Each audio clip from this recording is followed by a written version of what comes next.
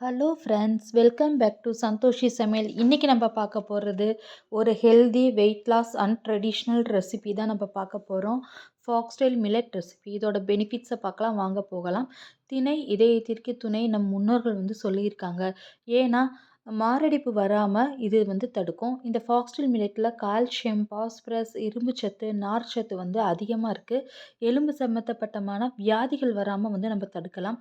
Sugar patient இதை எடுத்துக்கிறது மூலமாக லோ கைனமிக்ஸ் இண்டெக்ஸ் லெவல் கம்மியாக இருக்கனால சுகர் பேஷண்ட் தாராளமாக எடுத்துக்கலாம்.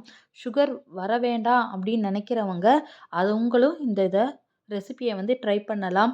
இதை டெய்லி எடுத்துக்க மூலமாக நீரிழிவு நோயிலேருந்து நம்ம தப்பிச்சுக்கலாம். பசி உணர்வை கட்டுப்பாட்டில் வைக்கும். வெயிட் லாஸ் பண்ண நினைக்கிறவங்க கண்டிப்பாக இந்த ரெசிபியை ட்ரை பண்ணுங்கள். திணையை டெய்லி நீங்கள் இன்டேக் எடுத்துக்கிறது மூலமாக நர்வ்ஸ் ரிலேட்டடான, அதாவது ஸ்ட்ரோக் வராமல் கூட நீங்கள் தடுக்கலாங்க. டைஜஷனை இது நல்லாவே இம்ப்ரூவ் பண்ணும். கான்ஸ்டிபேஷன் ப்ராப்ளம் இருந்தால் அதை சரி பண்ணிடும்.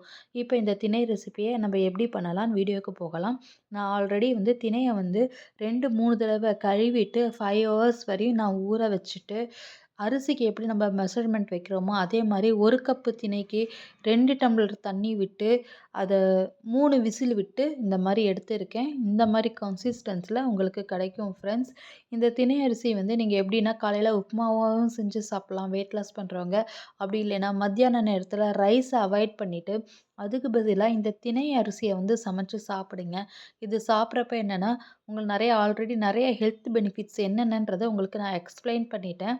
இப்போ இந்த திணைக்கோட சைட் டிஷ்ஷை நான் கோவக்காய் பொரியல், பாகற்காய் பொரியல் வச்சுருக்கேன்.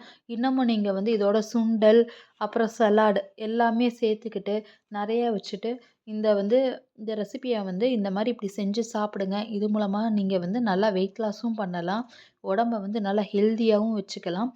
ரைஸ் சாப்பிட்டா உங்களுக்கு என்ன சாட்டிஸ்ஃபேக்ஷன் எல்லாம் கிடைக்குதோ அதே மாதிரி இந்த திணை அரிசியை சாப்பிட்டாவும் அதே மாதிரி தான் உங்களுக்கு சாட்டிஸ்ஃபேக்ஷன் கிடைக்கும். நல்லா டேஸ்டியாகவுமே இருக்குது.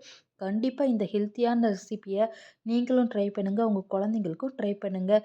இதுவரையும் சப்ஸ்கிரைப் பண்ணாதவங்க சப்ஸ்கிரைப் பண்ணிக்கோங்க. இந்த ஹெல்த்தி ரெசிபியை உங்கள் ஃப்ரெண்ட்ஸ் அண்ட் ஃபேமிலிக்கு ஷேர் பண்ணுங்கள். நெக்ஸ்ட் ஒரு வீடியோவில் சந்திக்கிறேன். தேங்க்யூ.